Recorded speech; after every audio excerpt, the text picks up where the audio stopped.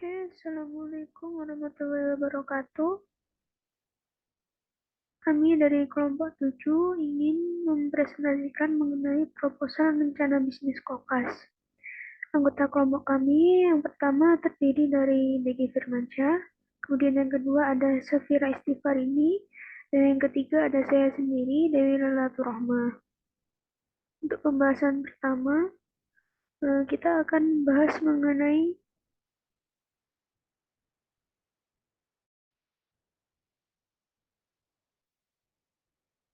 ringkasan eksekutif terlebih dahulu.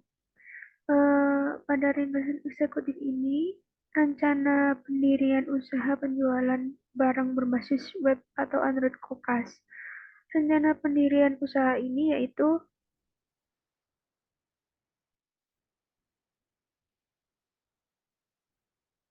dengan membuat sebuah toko berbasis web atau Android yang menjual barang bekas pakai dan dengan baik serta dengan harga yang relatif terjangkau.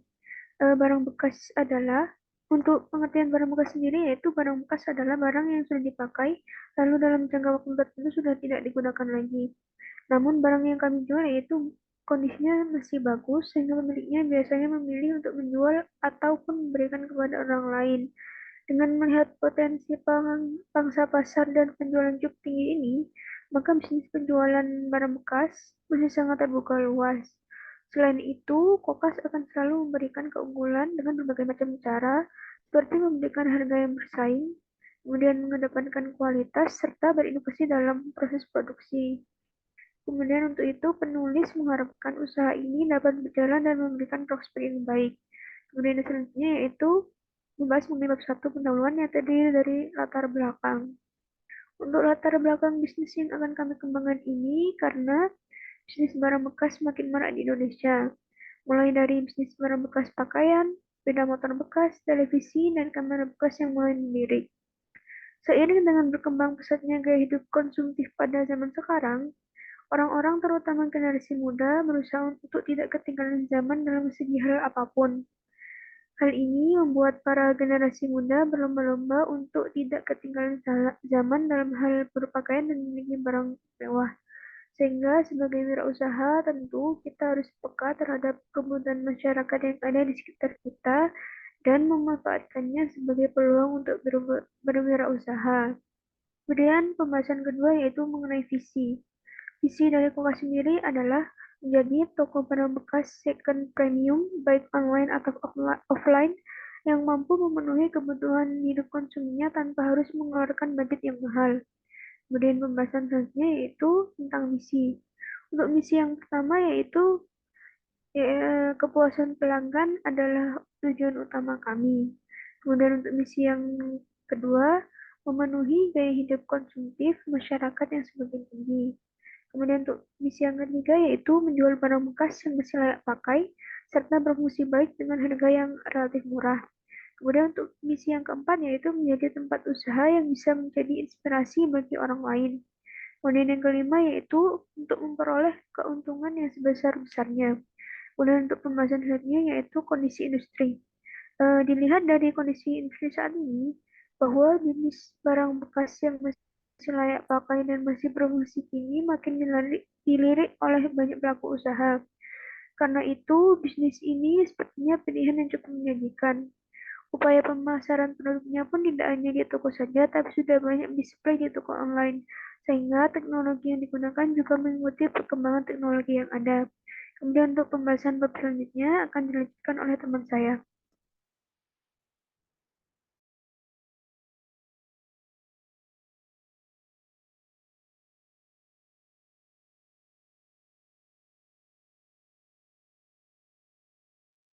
Oke, saya akan melanjutkan untuk yang selanjutnya adalah bab kedua yaitu pembahasan. Yang pertama adalah analisis industri. Yaitu pada analisis industri ini kita menggunakan five force porter model sebagai acuan dalam menganalisis industri jasa jual beli barang bekas yang masih bernilai ini. Jadi berikut adalah gambar dari model five porter yang kami gunakan untuk acuan untuk menganalisis industri ini. Yang selanjutnya adalah risiko masuknya pesaing yang potensial. Yang pertama adalah entry barrier. Hambatan untuk masuk ke dalam industri jasa jual beli barang bekas ini yaitu adalah adanya jaringan yang luas serta kepercayaan konsumen terhadap pesaing yang ada dalam industri ini.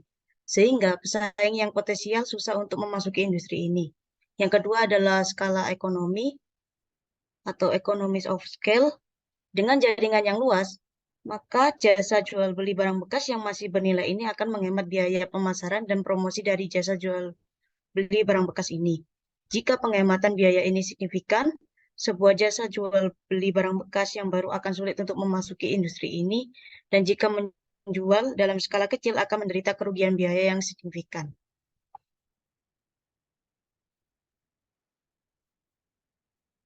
Yang selanjutnya adalah brand royalty. Jika konsumen puas dengan pelayanan dan barang yang dijual serta harga yang terjangkau, maka mereka akan merasakan manfaat dari pembeli barang bekas yang masih layak dan berfungsi baik dengan harga yang terjangkau. Sehingga jika mereka membutuhkan barang bekas itu, mereka akan membeli lagi. Kuncinya adalah bagaimana konsumen dipuaskan dengan pelayanan dari jasa jual beli barang bekas dan puas dengan barang yang mereka butuhkan. Selanjutnya adalah keunggulan biaya. Karena jasa jual beli barang bekas yang masih bernilai ini merupakan jasa, nampaknya keunggulannya terdapat pada margin yang cukup besar dan membeli barang bekas yang kemudian memperbaiki lalu dijual kembali, serta dengan efisiensi baik itu dalam memasarkan barang bekas maupun dalam memberikan layanan tambahan seperti penyewaan barang bekas dan garansi. Yang selanjutnya adalah biaya pergantian yang ditanggung oleh konsumen. Jasa jual beli barang bekas merupakan jasa yang tidak memiliki switching cost. Dengan demikian, pesaing potensial yang menjual barang bekas masih layak dan berfungsi baik dapat masuk ke industri jasa jual beli barang bekas tersebut karena usaha ini tidak membebani biaya ke konsumen. Yang selanjutnya adalah peraturan pemerintah. Jika dilihat berdasarkan peraturan pemerintah, tidak ada peraturan yang dapat menghambat dari jasa jual beli barang ini secara signifikan. Hanya saja, jika konsumen tersebut merasa tidak puas dengan barang yang dibeli dan merasa tertipu, konsumen dapat melaporkan dengan Undang-Undang Perlindungan Konsumen. Yang selanjutnya adalah perusahaan yang sudah ada dalam industri. Yang pertama, struktur persaingan industri. Struktur industri jasa jual beli barang bekas yang masih bernilai ini dapat digolongkan ke dalam fragmented industry.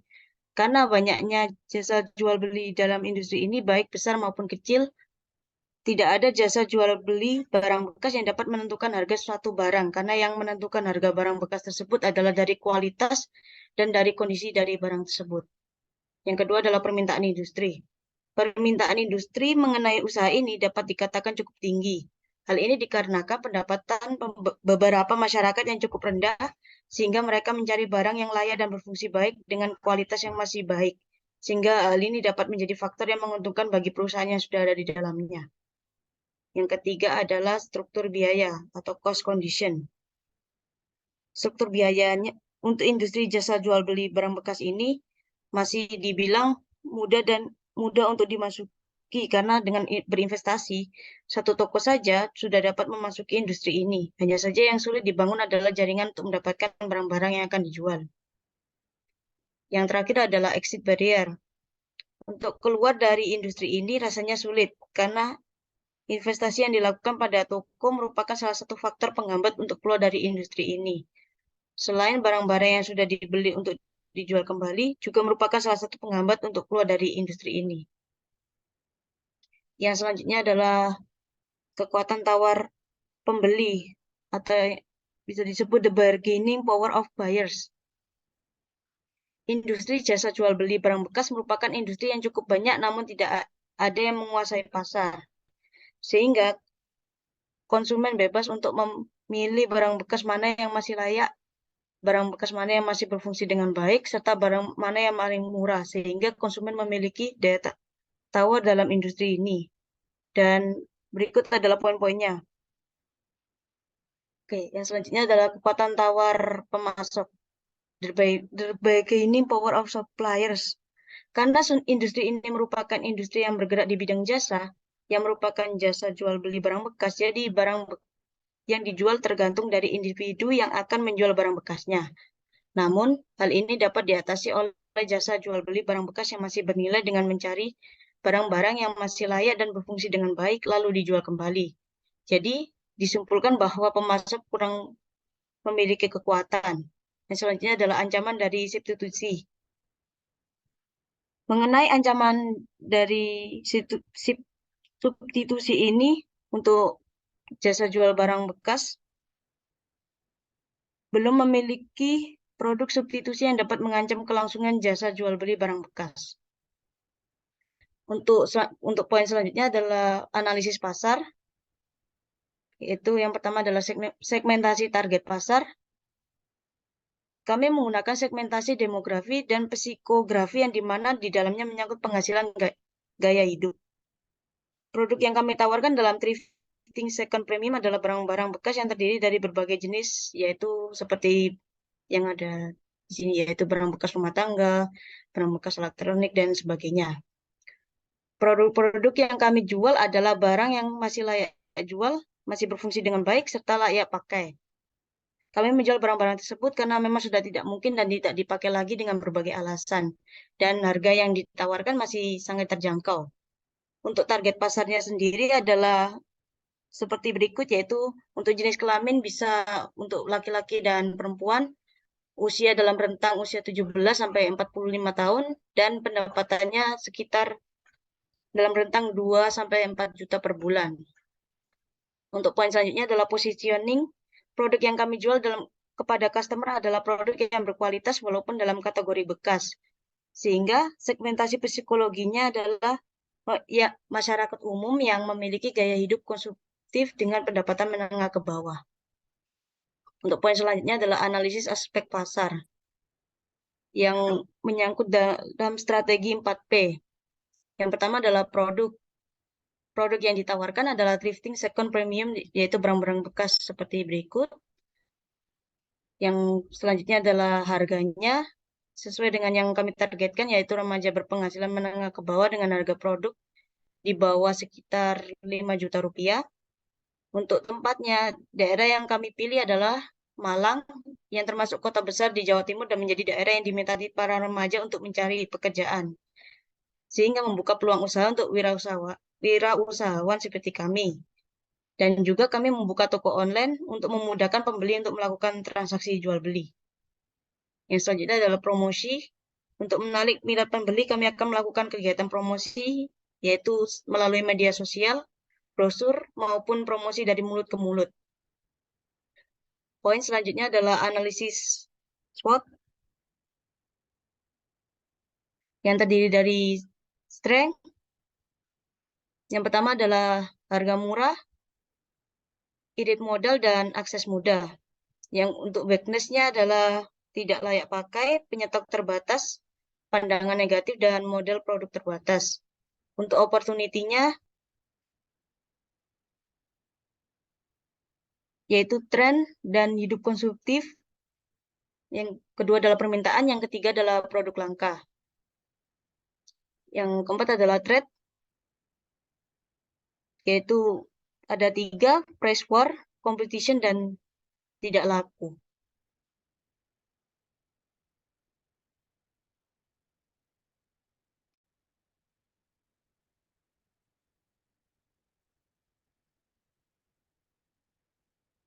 Yang selanjutnya adalah marketing plan. Untuk poin pertama adalah penelitian pelanggan. Yang pertama adalah kesadaran pelanggan akan kebutuhan jasa jual beli barang bekas. Dan yang kedua adalah manfaat dari jasa jual beli barang bekas dibandingkan dengan pesaing di pasar. Yang selanjutnya adalah target strategi pelanggan. Untuk demografinya dari segi usia, yaitu usia dari rentang 17 sampai 45 tahun. Dan untuk pendapatannya adalah dari rentang 2 juta sampai 4 juta. Karena kisaran pendapatan itu mereka akan mencari barang dengan harga yang terjangkau. Dan yang ketiga adalah profesi. profesinya yaitu mahasiswa berdasarkan ekonomi kelas menengah ke bawah dan masyarakat umum yang bermacam-macam profesi yang menetap di Malang. Selanjutnya, untuk lokasi, memulai dari Kota Malang terlebih dahulu. Namun jika usaha ini berkembang dan meluas, maka tidak menutup kemungkinan akan dikembangkan usaha ini menjadi nasional. Yang poin selanjutnya adalah psikografis, yang terdiri dari kelas sosial dan gaya hidup. Poin selanjutnya adalah buying decision.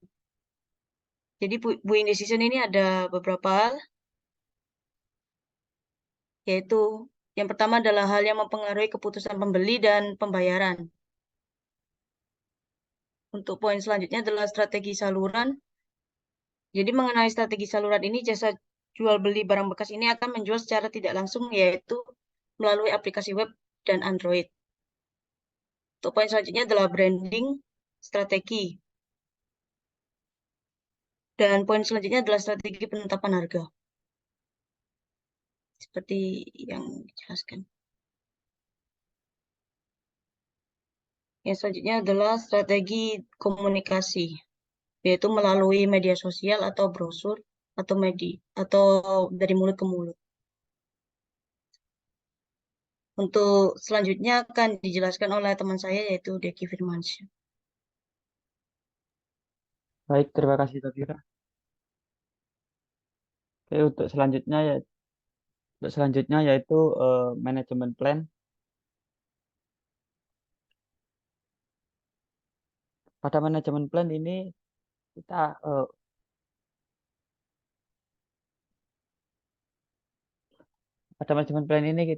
untuk menentukan sebuah bisnis ini akan dilakukan oleh siapa saja, yaitu untuk struktur organisasinya yaitu terdapat CEO dan bawahan berupa CTO, CMO, developer dan admin.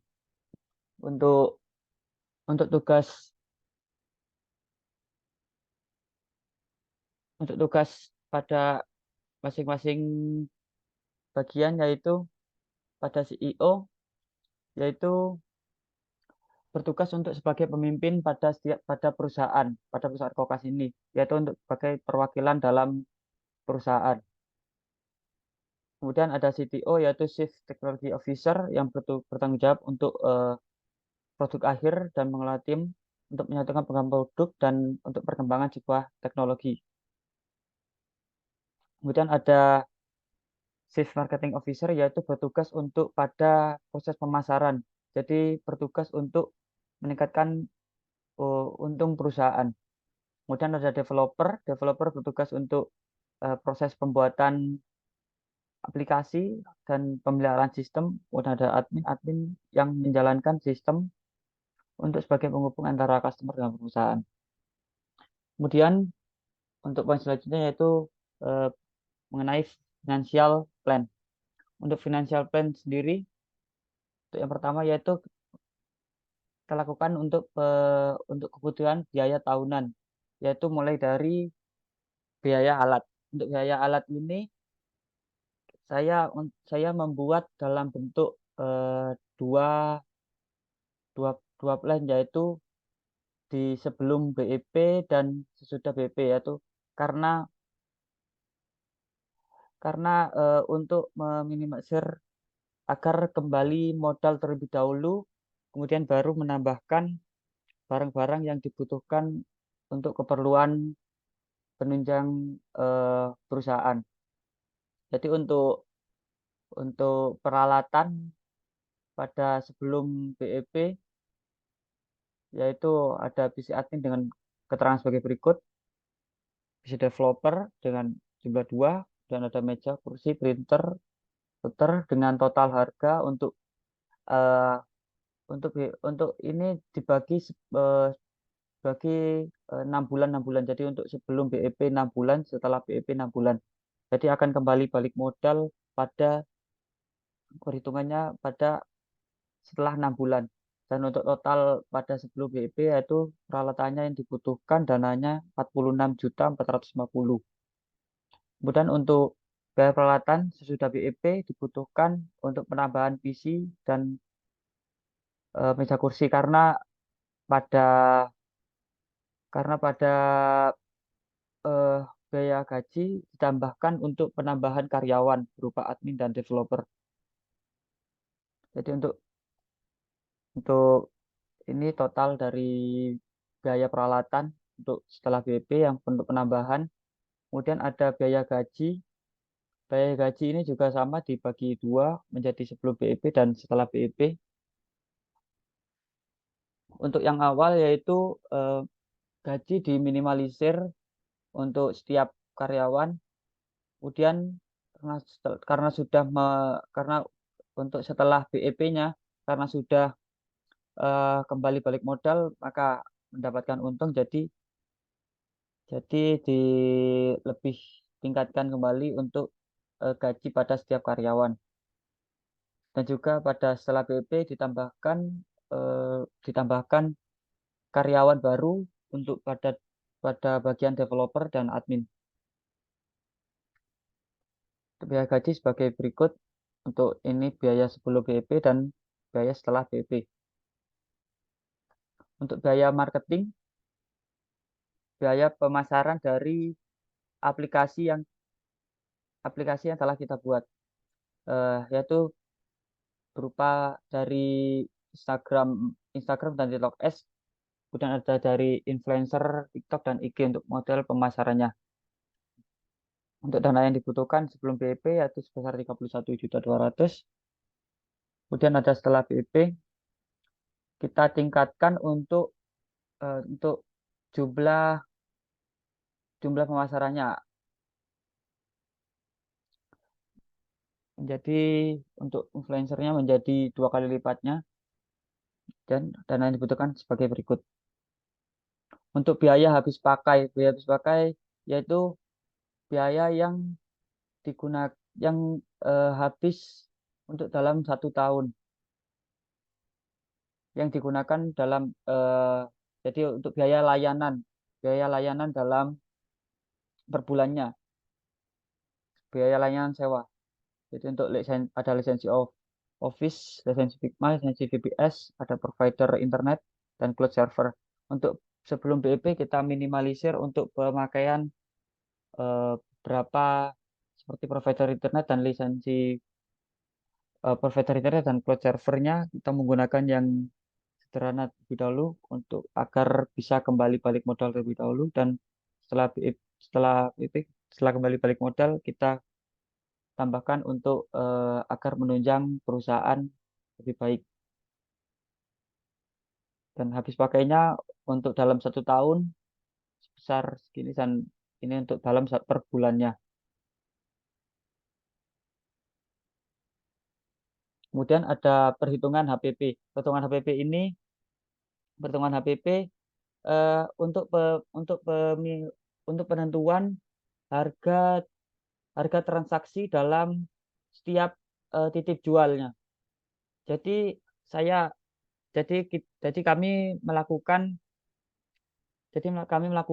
pembagian kepada jadi menjadi dua dua dua dua macam customer, yaitu yang dengan customer standar dan customer premium. Perbedaannya yaitu untuk customer standar hanya melakukan titip jual saja.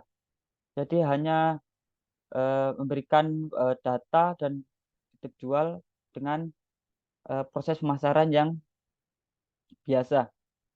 Kemudian hanya sistem upload.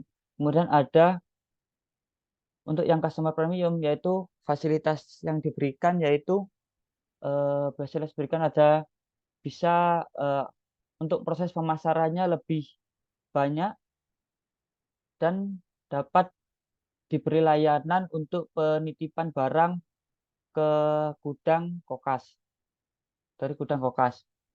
Jadi lebih tinggi untuk fasilitas yang diterima oleh seorang titip jual. Jadi kita ngambil untungnya itu untuk setiap transaksinya dari proses titip jualnya, bukan dari jadi untuk proses untuk titip jual untuk menjualnya kembali itu sudah include dalam harga ini. Jadi untuk dari pembeli dan untuk yang penyewa itu kita kita tidak mengambil untung, jadi sudah include dalam ini. Untuk penentuan harga pada customer standarnya yaitu dari biaya 6 bulan ini adalah total dari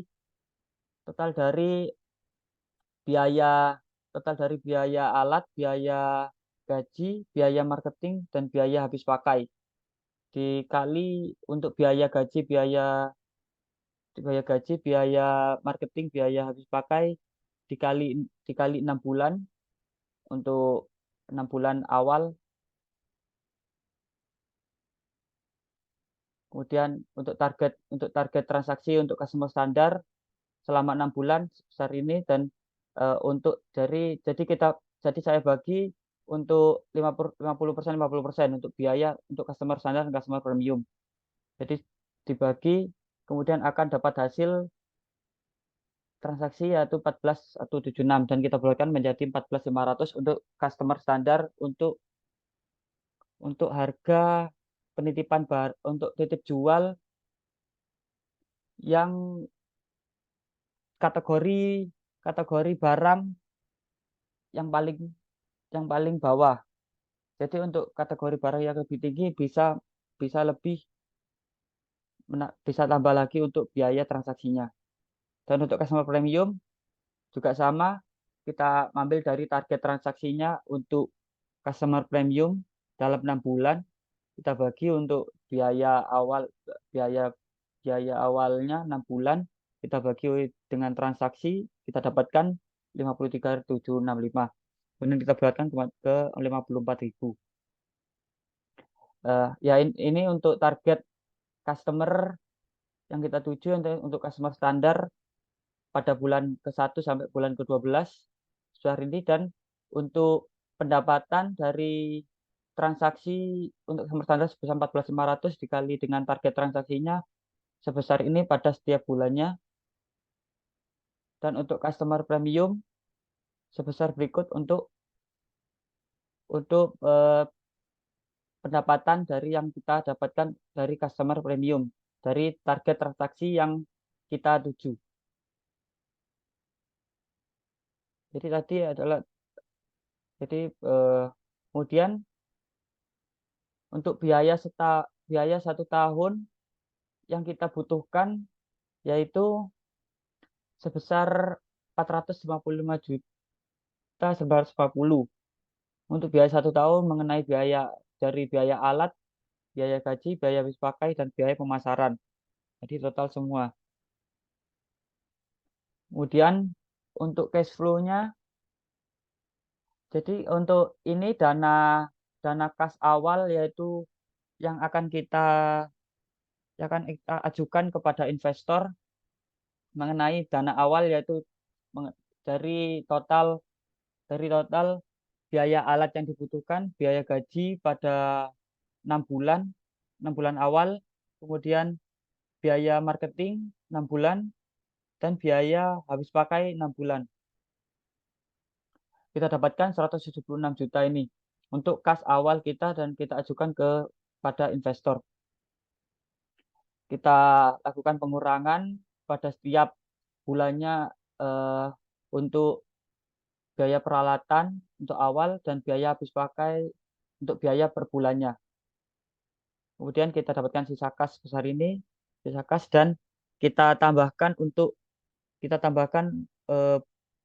pada setiap pemasukan transaksi pada kas yang ada.